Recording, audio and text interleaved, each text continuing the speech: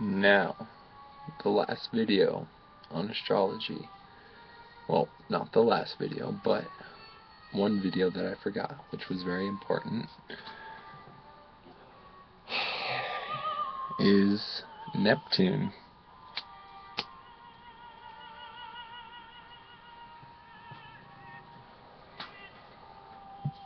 The smoke screen. Yes, I am smoking on YouTube. Big surprise. I smoke.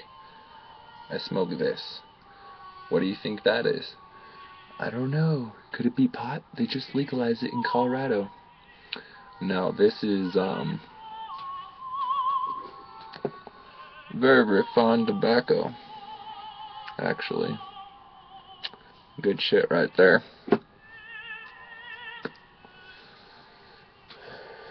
So, you ask yourself, how could a Pisces forget his ruling planet? The contemporary ruler, might I add, is Neptune. Traditionally, we're ruled by Jupiter, which is representation of philosophy, higher learning, spirituality, travel, and expansion. Now what Neptune is this, what you see, this smoke, this haze, this illusion and confusion and delusion. On the negative side. But on the positive side, Neptune is higher consciousness. Neptune is spirituality. Neptune is seeing everything as one, as interconnected, as string theory, maybe, if that resonates with some of you. Quantum physics, quantum mechanics, metaphysics, spirituality, religion, higher learning. Now, what do we have? We have Neptune in Capricorn. We have this as a generational thing going on for everyone that's around my age. Now what this brings to the table for us is bringing the Neptunian energy to the world in a practical, structured way. Because what Capricorn likes to do is organize and build these massive, colossal framework of really strong and durable and organized things which are Neptunian. Now, the way that we're going to do this, I see, is we're going to set the framework for spirituality. We're going to build a foundation for the masses and the generations to come to follow and add to and put their own little, got a flag over here, you got a window over there, whatever. They're going to add to it. But our job is to build the spiritual outlook, the spiritual foundation for the rest of the world. Now, you could say to yourself, well, how are we going to do it? How is this one generation going to do it? Haven't people been doing this for thousands and eons and since the dawn of man? Yes, but right now you gotta understand that we are extremely attached from the higher octave of Neptune, which is love, and pure love. Not this love, oh, I love those shoes, or oh, I love the way that he dances, or oh, I love the way those clothes look on me. No, this is true love. Now, do we even know what true love is?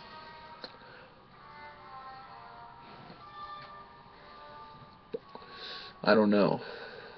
True love is a really rare thing to see these days, except in the mother's love for her children. But you can say that love is also attachment.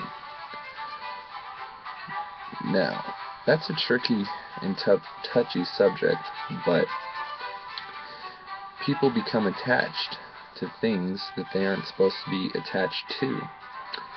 People, objects, and ideas.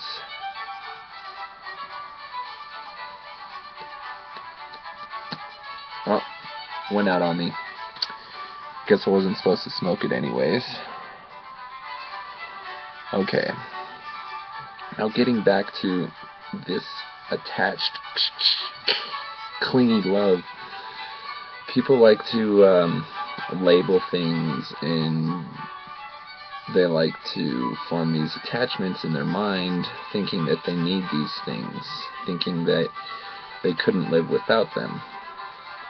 So, our job, Neptune and Capricorn, is going to be to holistically, fully build this framework of unconditional love. And it's going to be so strong that you can't break it. You can't fuck with it. It's going to be catalyzed. It's going to be crystallized. It's going to be formed by our hard work. Keywords, hard work, because Capricorn works hard and is a very ambitious sign. That's why we have this energy, this vibration of the highly ambitious spiritual practitioners. And let me tell you, it's not going to be easy, because there's this paradigm of separation and detachment of the self with the self, if that makes sense. What I mean is, we are not in touch with our intuition and our inner guide and our power. We don't have the wisdom to go outside of the box in our thinking and our actions and our intentions. It's a tricky subject, and remember, I'm just a beginning astrologer, but this is my view on Neptune and Capricorn. Now, to wrap it up, let's just talk a little bit more about attachments that we form to people, things, and objects. You don't need these attachments. You don't need these conceptualized things inside your mind growing. Now what we do is we feed them, and we feed them, and we feed them. So that object of attachment is growing stronger and stronger in our minds, in our egos, in our thought processes. Now what you got to do is form a Buddhist outlook, what my friend calls a Buddhist outlook, which is non-attachment. But let me go deeper on that. You cannot crave or avert things. You must wisely choose what you're going to pursue and follow. You can't try to avoid pain, because pain is going to come and get you and bite you in the ass. Karma is an absolute law of nature, believe it or not.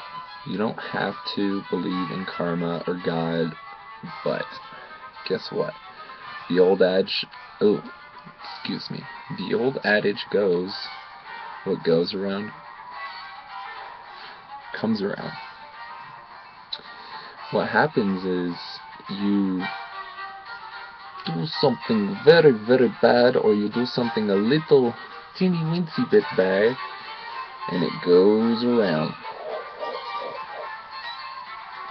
And then by the time it comes around, it's grown, it's built velocity, and it comes and it smacks you in the face.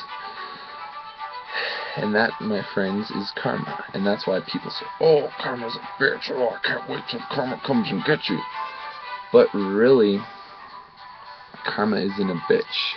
karma is here to teach us to grow as a soul, as a living being, as a human soul.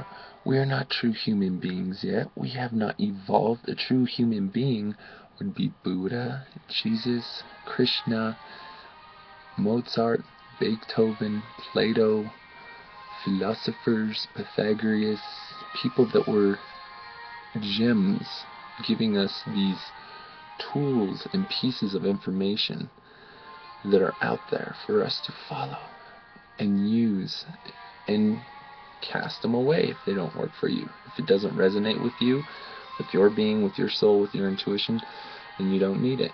You don't have to follow Jesus. You don't have to follow Buddha. You don't have to follow Krishna. They're just really good examples. If you're good, you can follow your own guide, your own heart, your own intuition. I think I'm going to wrap it up with that, my friends. If you want to get a hold of me, or if you would like to join a little group that I have, it's Pluto in Scorpio Official.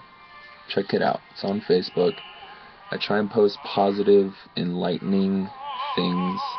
I follow lunations. I follow Mercury retrogrades. I just want to have a space for us to come together and share ideas and thoughts. And if you want any advice personally, I would be more than welcome to try and give you spiritual advice. I'm not a guru. I'm not the almighty anything or anyone, but I do have some practical tools that we could use to help us. Well, that's it for now. Go with truth and harmony. Go with your truth and your harmony. Blessings, namaste, love, light, all that good, bubbly, fruity goodness.